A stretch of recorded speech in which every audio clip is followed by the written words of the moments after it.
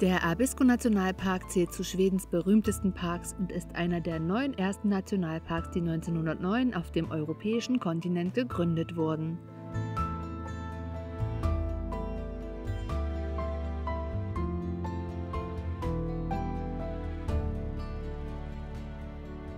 Er ist nicht nur Startpunkt des beliebten nördlichen Kungsläden, sondern bietet weltweit die besten Bedingungen, um die sagenumwobene Aurora Borealis, das Nordlicht, beobachten zu können. Kommt mit auf eine spannende Runde durch die Region und los geht's! Das Wetter ist heute mal wieder total miserabel, aber wir fahren. Chrissy war ja heute Morgen in der Mine und jetzt fahren wir ein bisschen Richtung norwegische Grenze.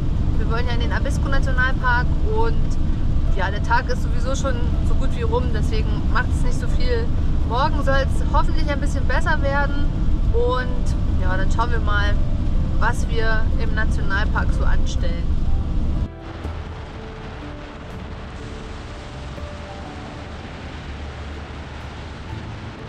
So, wir haben es noch nicht ganz bis zum Abisko-Nationalpark geschafft, weil wir nicht so weit fahren wollten, beziehungsweise weil es heute sowieso regnet. Und das ist jetzt ganz in der Nähe unser letzter Stellplatz. Ganz gemütlich hier. Ich zeige euch nochmal, wie es hier aussieht. Und ansonsten sehen wir uns dann morgen wieder.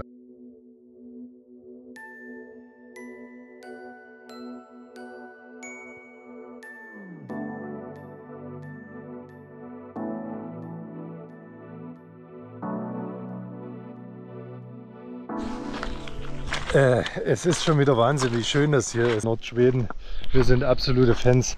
Hier ist ein Riesensee und das Wasser ist glasklar, also richtig schön.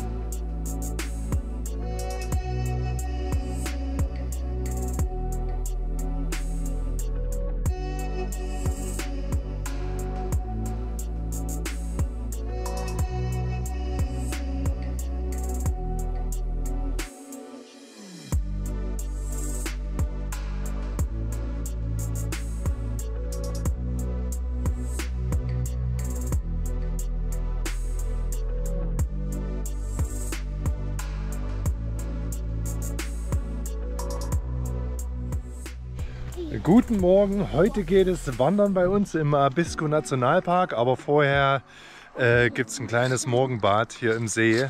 Schöne kühle Abfrischung. Wir gucken mal. Eine Abfrischung. Ob's eine Abkühlung. Wir gucken mal, ob es erträglich ist. Oh. Tu es.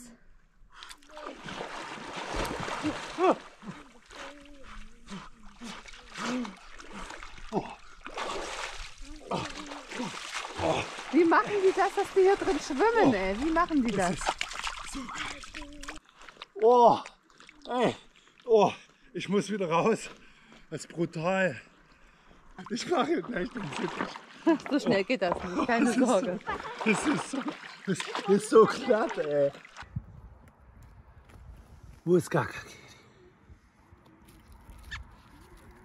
Ja, fein. So, wir wollten ja eigentlich heute wandern, aber blöderweise ist die Kleine mit ihren Wanderschuhen komplett einmal ins Wasser getreten. Die sind jetzt klatschnass und müssen erstmal trocknen. Das heißt, heute im Nationalpark schlafen wird wahrscheinlich nichts, also zumindest nicht im Zelt. Schauen wir mal.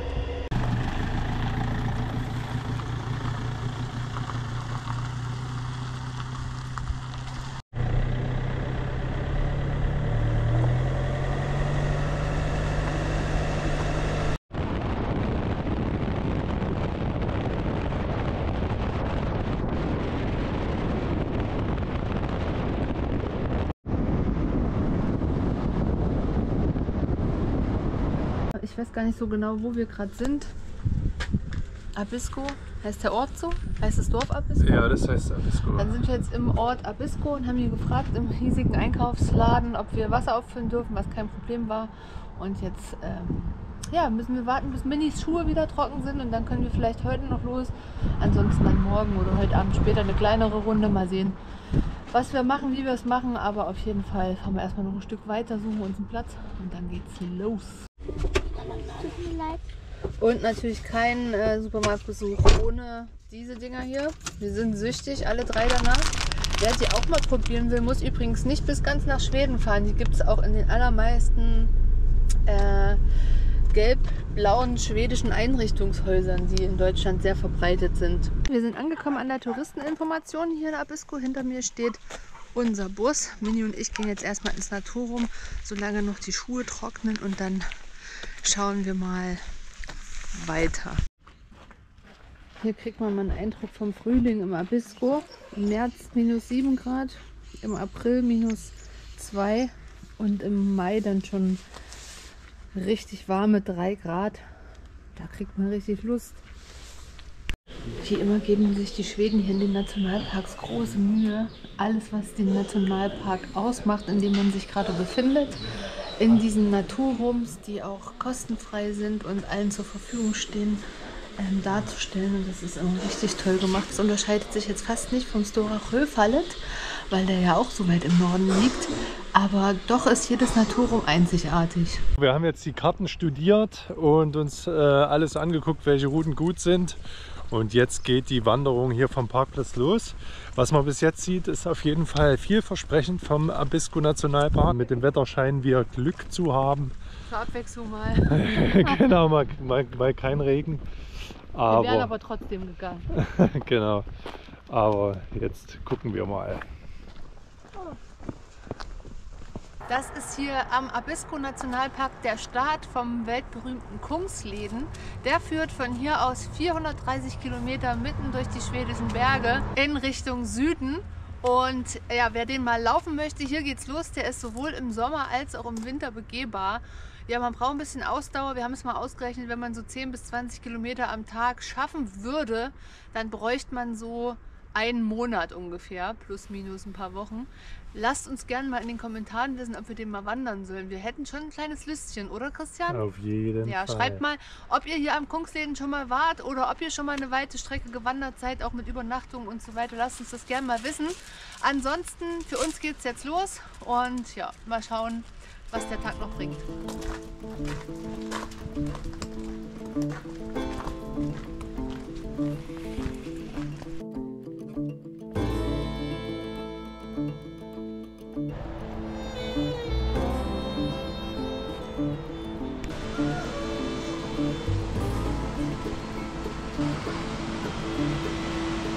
Wir betreten die wilde Natur des Abisko Nationalparks.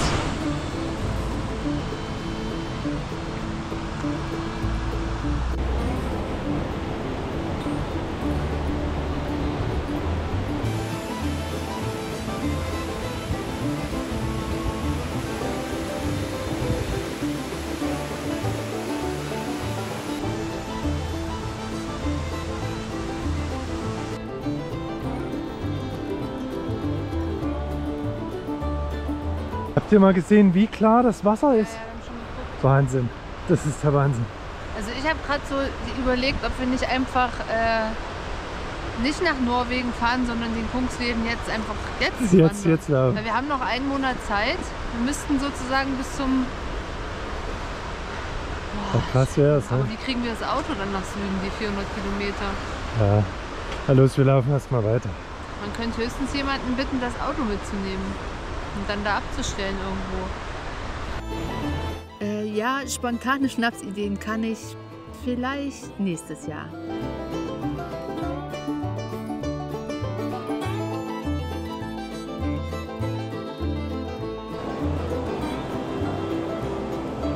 Ich habe übrigens heute ausnahmsweise mal geeignetes Schuhwerk an. Weil es ja doch dann, es sind ja doch schon ein paar Kilometer so, ne?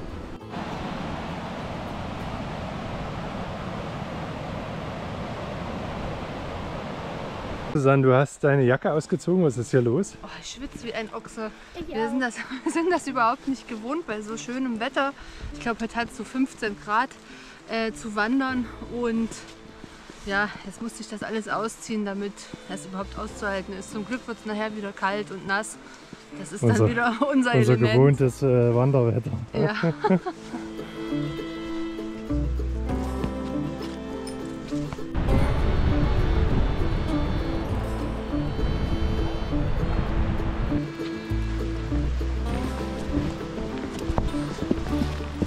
In der Liste der heute 30 schwedischen Nationalparks belegt der Abisko-Nationalpark in alphabetischer Ordnung den Platz 1. Er ist 77 Quadratkilometer groß und liegt in einem Tal, das von Bergketten umrahmt wird.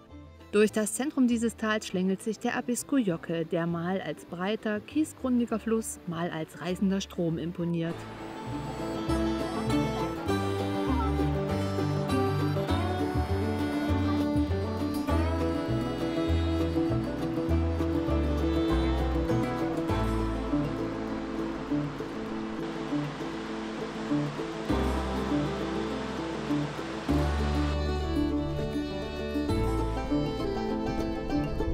Bis jetzt ist die Wanderung relativ leicht und die Landschaft unglaublich schön.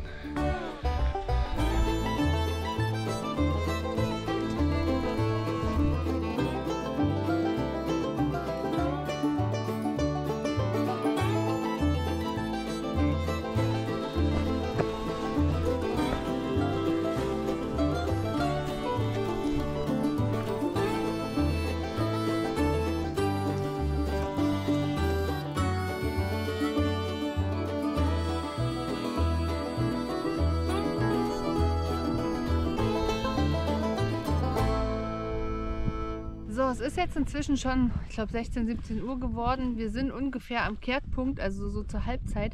Ich denke, dass wir insgesamt heute so 10, 12 Kilometer wieder wandern werden. Mal schauen. Das ist hier richtig, richtig cool erschlossen. Du kannst, wenn du willst, große Wanderwege gehen, kleine Rundwege hin zurück oder mit mehreren Etappen, wenn du hier an den ausgewiesenen Zeltplätzen oder Schutzhütten übernachten willst. Also richtig, richtig cool und macht total Spaß hier zu wandern. Wir sind fast alleine, also auf den großen Tracks begegnen uns immer mal Leute, aber jetzt hier waren wir so ein bisschen auf einem unbekannteren Weg unterwegs und da waren wir fast alleine. Also das ist richtig schön.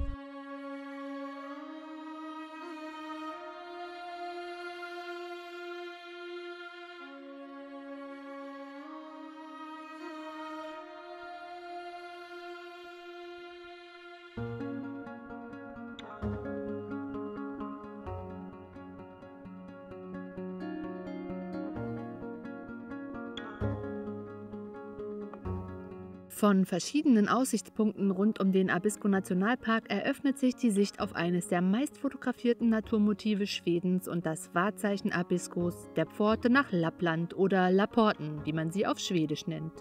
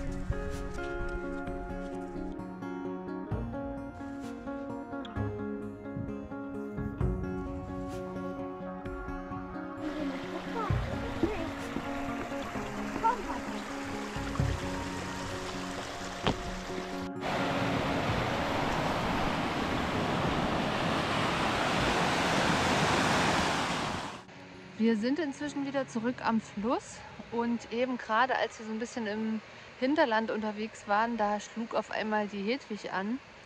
War sehr verschreckt, hat auch so ein bisschen Angst gehabt, hat geknurrt und ein bisschen gebellt so ins Unterholz rein.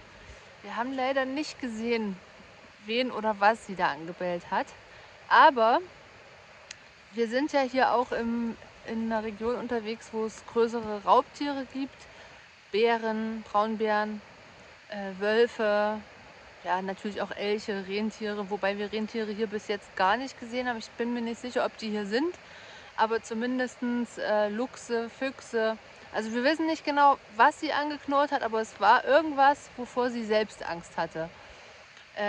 Und es wäre eigentlich richtig spannend zu wissen, was es war. Wir werden es nie erfahren, aber es war ein bisschen komisch, der Augenblick auf jeden Fall. Jetzt bin ich froh, dass wir wieder hier auf dem Haupttrack sind und haben es auch nicht mehr weit bis zurück zu unserem Auto. Man hört im Hintergrund den Fluss schon wieder rauschen und ja.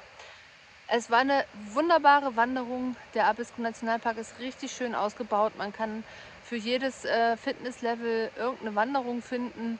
Und dadurch, dass sich der ganze Nationalpark hier in so einem Tal zwischen zwei größeren Fjellbergen befindet, muss man auch fast keine schlimmeren Anstiege machen. Also eigentlich keine schlimmeren, es geht nur so leicht mal hoch und runter. Also lässt sich auf jeden Fall sehr gut machen und ist auch für Kinder richtig gut geeignet, weil es eben wie gesagt nicht so anstrengend ist. Und je nach Level kann man dann halt verschiedene Distanzen abwandern. Das hat auf jeden Fall für mich richtig Spaß gemacht und die Landschaft ist natürlich phänomenal. Also wenn ihr in der Gegend seid, dann fahrt auf jeden Fall hier hin. Der Abisko-Nationalpark ist nicht umsonst einer der beliebtesten hier in Schweden.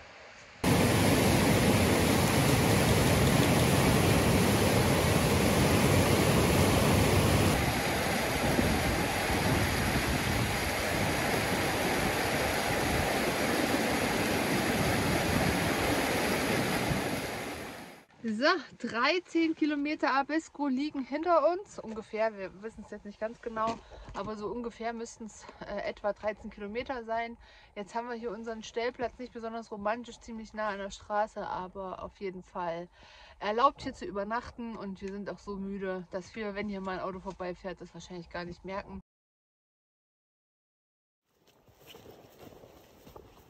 Okay, ich weiß, wo wir sind. Das ist einer unserer letzten Tage hier in Schweden, zumindest für eine Zeit.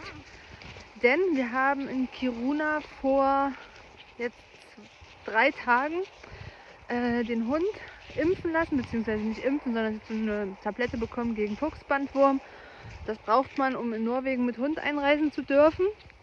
Und in 2 Tagen müssen wir spätestens über die Grenze fahren. Wir machen heute eine andere kleine Runde. Und es ist einfach unfassbare Weitsicht heute. Man sieht dort am Horizont schon Norwegen und links von uns Laporten, das Tor nach Lappland. Einfach unfassbar schön ist es hier. Ja, und dann schauen wir mal, was der Tag noch bringt. Wir haben die Angelrouten dabei und das Wetter ist super. Kann also eigentlich nur gut werden. Bis später.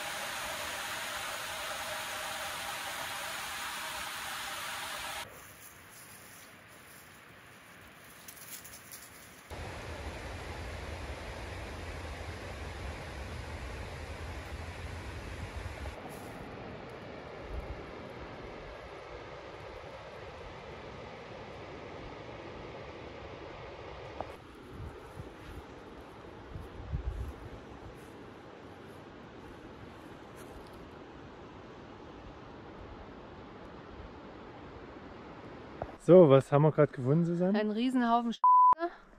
Und wer auch immer das ausgekackt hat, ich möchte ihm oder ihr nicht begegnen. Ist die von Hedwig? Nein. Denkst du, dass hier ein Bär herumschlendern könnte? Ich weiß ehrlich gesagt nicht, ob es hier oben welche gibt. Ich gehe aber mal davon aus und Echt kacke, sieht anders aus und das ist ein riesen Scheißhaufen. Der beste Fall wäre, es ist von einem Rentier. Ja, aber Ich kann mal meinen Fuß da nehmen, dass man mal sieht, wie groß der Haufen das ist. ist echt viel, ne? Das Beste wäre, es wäre von einem Rentier. Mhm. Aber wir haben hier noch kein einziges Rentier gesehen. Ja gut, dann drehen wir mal lieber um, wa? Ja, Haben wir jetzt gefunden? Pilz. Der ist ungefähr genauso groß wie der Scheißhaufen. Oh, was für ein Pilz. Hier ist alles, hier ist alles ein bisschen größer, hat man das Gefühl, ne? Ja, Wahnsinn. meine Angst aus. Naja, gut. Wenn ich mich recht erinnere, kann man hier gut sehen, dass an der Grenze, wo die schwarzen Flechten anfangen, dann normalerweise die Schneegrenze ist. Also da, wo keine Flechten sind, liegt im Winter Schnee. Und das ist jetzt so, naja, fast schulterhoch, ne? Also bis hierhin, da ist die Schneegrenze. Das habe ich mal irgendwo gelesen. Also ich glaube, beziehungsweise hoffe, dass ich jetzt keinen Quatsch erzählt habe. Wenn es jemand besser weiß, schreibt es gerne in die Kommentare. Aber ich habe das mal in irgendeinem Nationalpark gelesen, dass diese schwarzen Flechten die Schneegrenze anzeigen. Das ist schon ordentlich hier, ne? Durchschnittlich dann im Winter. Hier ist jetzt nochmal so eine Senke und da fangen die Flechten erst da oben an. Also weit über meinem Kopf. Das sind ja locker 2,50 Meter. Das ist schon echt heftig. Richtig krass. Als wir zurück an unserem Stellplatz angekommen waren, war es Zeit, noch ein Stück zu fahren. Aber wir hatten große Schwierigkeiten, uns vom Räuberleben der letzten Wochen im wunderschönen schwedischen Teil Lapplands zu trennen.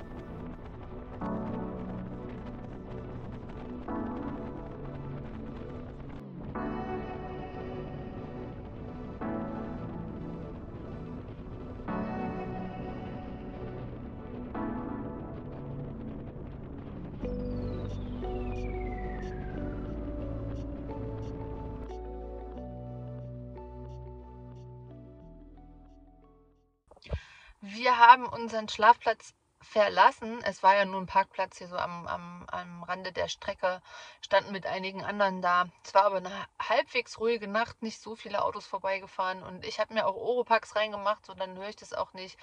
Also ich habe gut geschlafen, die anderen glaube ich auch. Wir sind jetzt weitergefahren und die Landschaft wird einfach, ja, Norwegen. Also man sieht einfach, dass wir jetzt gleich in Norwegen sind. Wir haben jetzt nochmal einen kleinen Stopp gemacht hier an einem See. Da müssen wir bloß 100 Meter durch den Wald.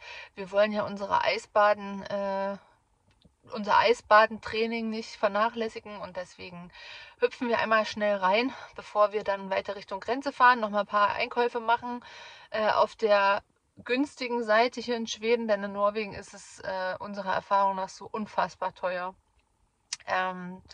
dass wir jetzt hier noch mal einkaufen gehen und das Nötigste mitnehmen. Genau, damit wir vielleicht in Norwegen nicht so oft einkaufen gehen müssen oder wenn dann nur so ein paar, ja, was weiß ich, was man mal braucht, Obst, Gemüse und so. Genau, der Chrissy kommt hier gerade, hat erkundet. Jetzt geht es einmal ans Wasser und dann weiter nach Norwegen. So, es ist wirklich eisekalt. Ich war schon drin. Hier ist der Gänsehautbeweis. Chrissy ist noch drin. Ich würde sagen, Challenge erfüllt für heute, oder? Oh ja, das Wie fühlst du dich? Sehr gut, sehr geil, wirklich ohne Scheiß.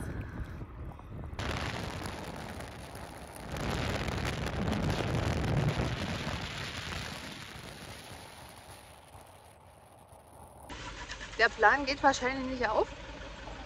Wir stehen jetzt hier an der letzten Einkaufsmöglichkeit vor der norwegischen Grenze. Ich habe ein Bonbon-Geschenk gekriegt. Ja, wir haben ein Bonbon-Geschenk gekriegt. Kriegst du es auf? Nee. Ich krieg's nicht auf. Krieg's nicht auf. Oh, ich auch nicht.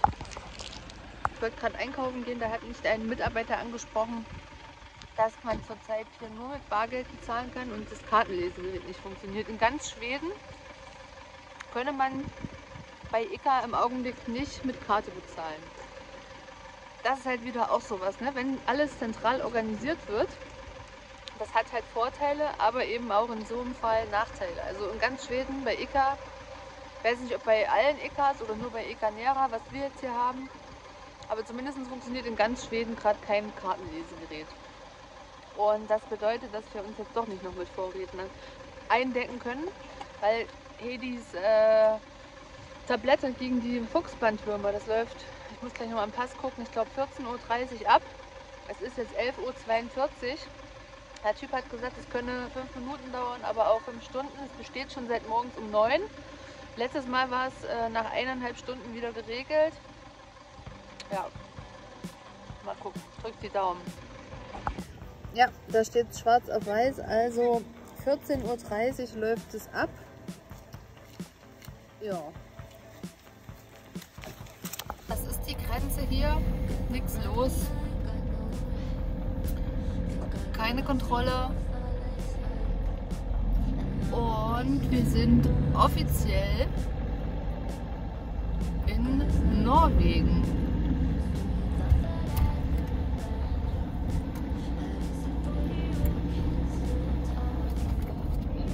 Juhu! Sieht gleich alles ganz anders aus. Ja, ist ganz anders, ganz anders. Ich freue mich. Norwegen ist eins von meinen Lieblingsländern. Oh, die Pfoten.